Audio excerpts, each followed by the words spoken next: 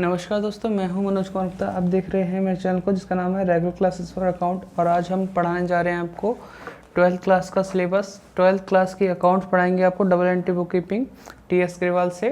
और chapter start करेंगे हम fundamental accounting for partnership firm fundamental.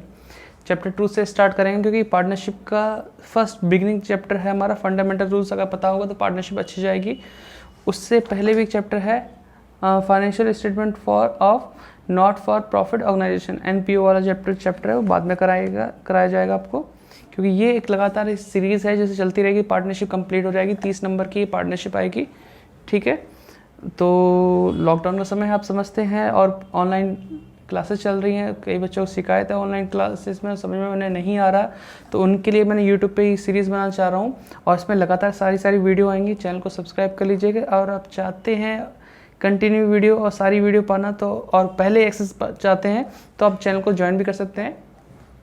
अगर सबसे पहले एक्सेस करना चाहते हैं वीडियो को तो इसके लिए ज्वाइन मेंबरशिप ले लीजिए, मेंबरशिप इसकी, तो उससे भी काफ़ी फ़ायदा मिलेगा आपको। बाकी आप नॉर्मली भी वीडियो देख सकते हैं।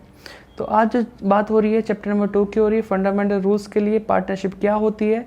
और ये सिर्फ थ्योरी की वीडियो बनेगी इसमें, और सारी थ्योरी समझाने बैठूँ तो 1-1.5 घंटे की वीडियो बन जाएगी। लेकिन मेन टॉपिक मैं उठा के बता सकता हूँ और जल्दी से शॉर्ट में समझा सकता हूँ। बाकी आप लोगों ने भी बुक्स ले रखी हैं तो आप आराम से समझ सकते हैं, आराम से बैठ के। ठीक है, तो अभी बात करते हैं इसकी डेफिनेशन के बारे में पार्टनरशिप की। जो लिखा हुआ है इसमें, partnership is defined by Indian partnership act 1932 section 4 के अकॉर्डिंग है हमारी पार्टनरशिप। समझ में आ रहा होगा, इसमें दिख रहा होगा इतनी क्लैरिटी। अगर ना दिख रहा हो तो आप वीडियो को 720p या 1080 पे सिलेक्ट करके तब प्ले करें तो क्लियर दिखाई देगा। Partnership is the relation between person who have agreed to share the profits of business carried on by all or any of them acting for all. तो इसमें बताया क्या है, पार्टनरशिप एक रिलेशन है बिटवीन द पर्सन, यानी कि 2 और मोर पर्सन की बात की जाती है यहाँ पे। Person who have agreed to share the profit of a business, जो एग्री होते हैं बिजनेस को रन करने में, बिजनेस के प्रॉफिट को बांटने के लिए। अब वहाँ पर जो होता है बात कि या तो सभी लोग मिलके बिजनेस को चलाएं या उनमें से कोई एक इंसान चलाए सभी के बिहाफ पर। ये इसकी डेफिनेशन है।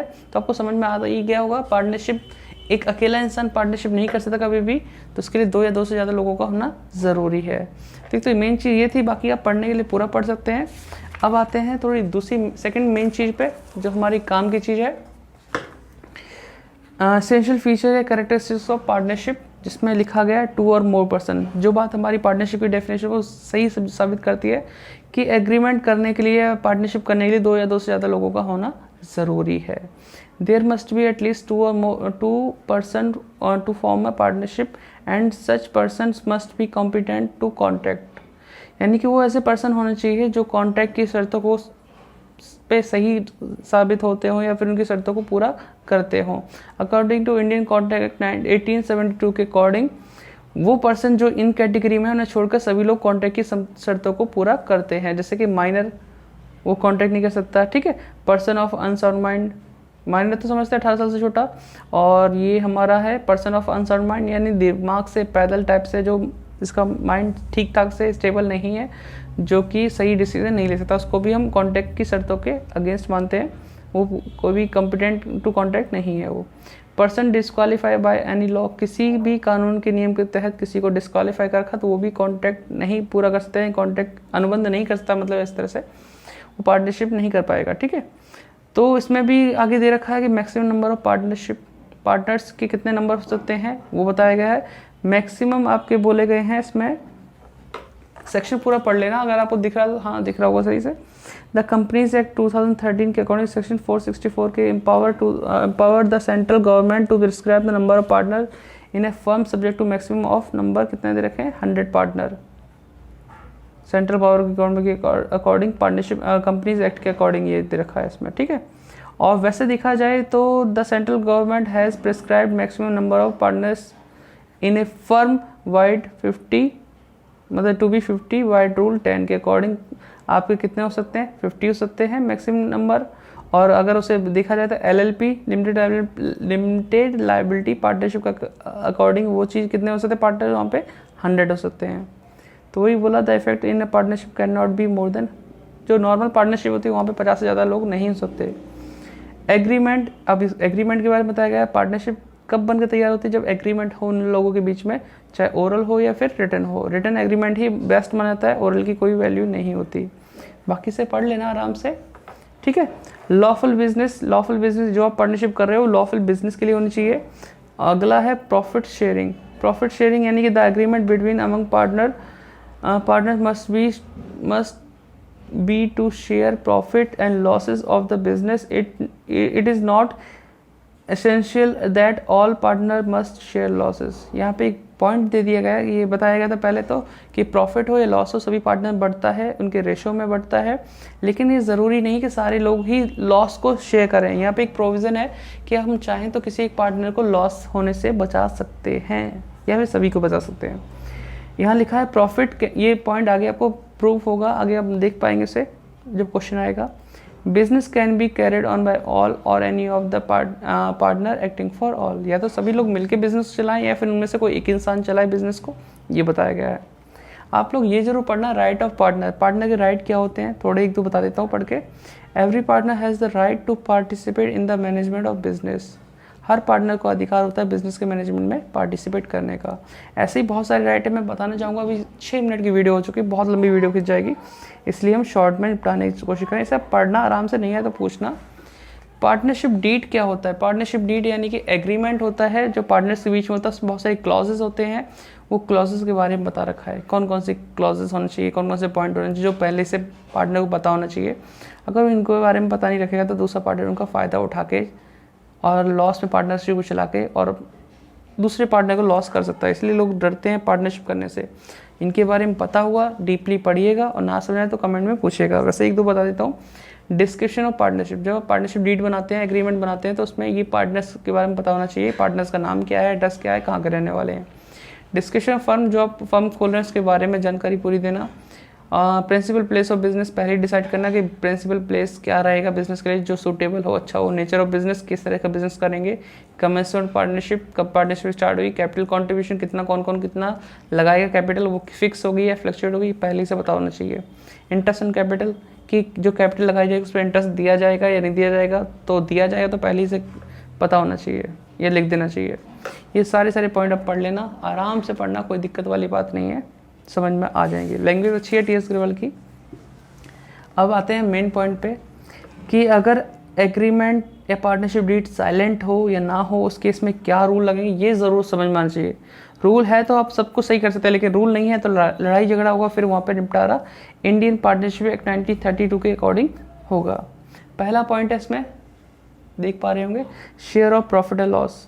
प्रॉफिट लॉस को बांटने का क्या होगा, सब पता, इक्वली बांटा जाएगा। Interest on capital is not paid या अलाउड टू पार्टनर। अगर एग्रीमेंट नहीं है तो कोई इंटरेस्ट नहीं दिया जाएगा। इंटरेस्ट ऑन ड्राइंग पे क्या है, नॉट चार्ज, नहीं लिया जाएगा।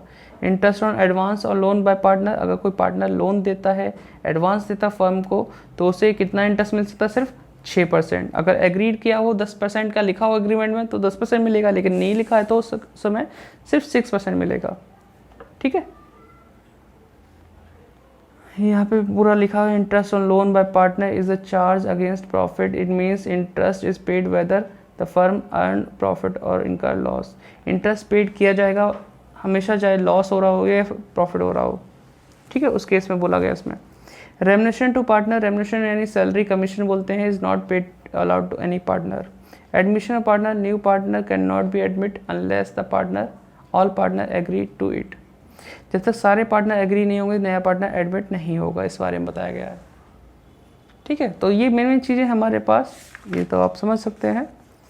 ये अपना डिफरेंस भी पढ़ लेना बहुत ज़रूरी होता है बेसिक क्लियर करने के लिए। और अगर कोई पार्टनर लोन देता है, ठीक है, तो उस समय एंट्री क्या होगी जब उसे इंटरेस्ट दिया जाएगा, उसके बारे में ये एंट्री ज़रूर पढ़ना, लिख भी लेना, क्योंकि क्वेश्चन में आएगी। फिर आप पूछेंगे interest on loan by the firm to partner. अगर फर्म ने लोन दिया पार्टनर को तो उस समय इंटरेस्ट के लिए क्या एंट्री बनेगी। अगर फर्म अगर लोन देती है तो इंटरेस्ट चार्ज करती है, और पार्टनर जब लोन देता है तो उसको इंटरेस्ट मिलता है फर्म की तरफ से, तो ये सब एंट्री है।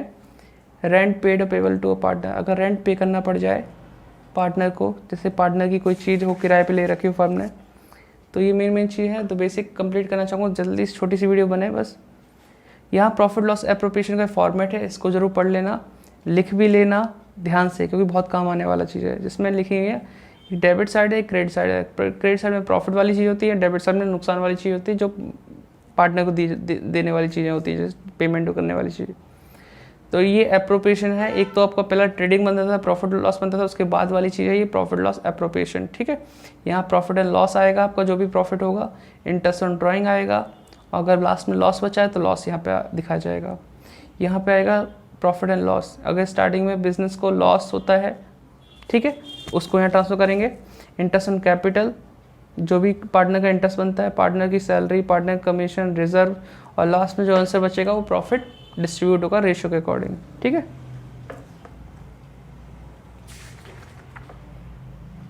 ठीक है दोस्त, आगे बढ़ते हैं। कुछ एंट्रीज लिखी गई हैं। ठीक है, ये एंट्रीज हैं, एंट्रीज पे ध्यान रखना, ये काम आती हैं। कई लोग अकाउंट बनाने के चक्कर में एंट्री को नहीं ध्यान रखते और भूल जाते हैं, और फिर वहाँ पे वो दिक्कत देती है कि एंट्री उन्हें याद ही नहीं रहती है। तो एंट्री नोट डाउन कर लेना अगर ये चैप्टर स्टार्ट कर रहे हो। कुछ बच्चे स्टार्ट कर चुके होंगे, ऑनलाइन क्लास में पढ़ चुके होंगे, कुछ बच्चों को नहीं आता, उनके लिए मैं ये वीडियो बना रहा हूँ। तो वीडियो अपने पास तक मत रखना, शेयर ज़रूर करना।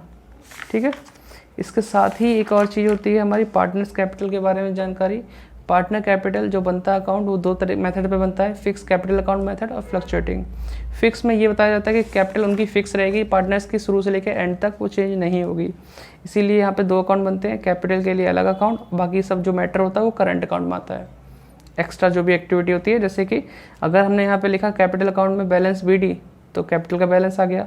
अगर वो अलग से कैपिटल और लगाते हैं तो कैश बैंक के नाम से आ जाएगा।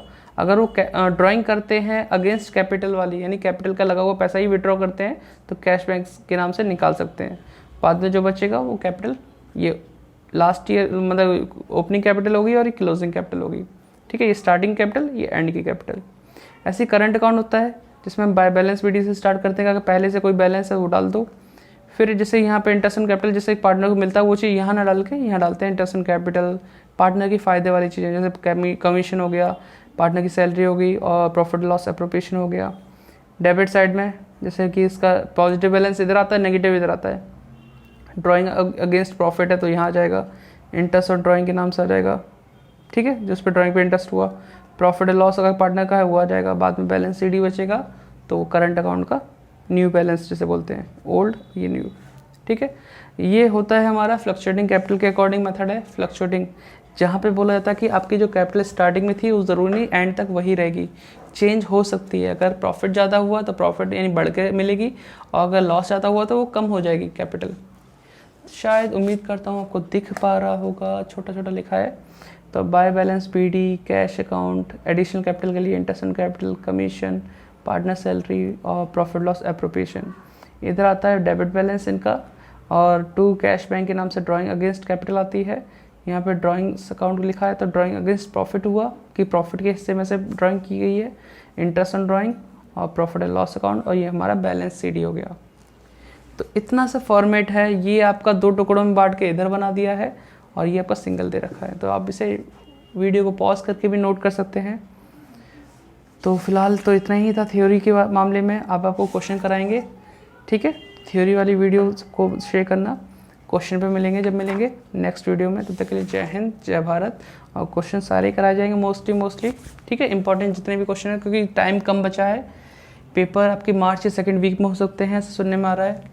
अब देखो ऑनलाइन ऑफलाइन क्या होगा, लेकिन अपनी तरफ से कोशिश पूरी है क्वेश्चन कराने की। ठीक है, जय हिंद, जय भारत।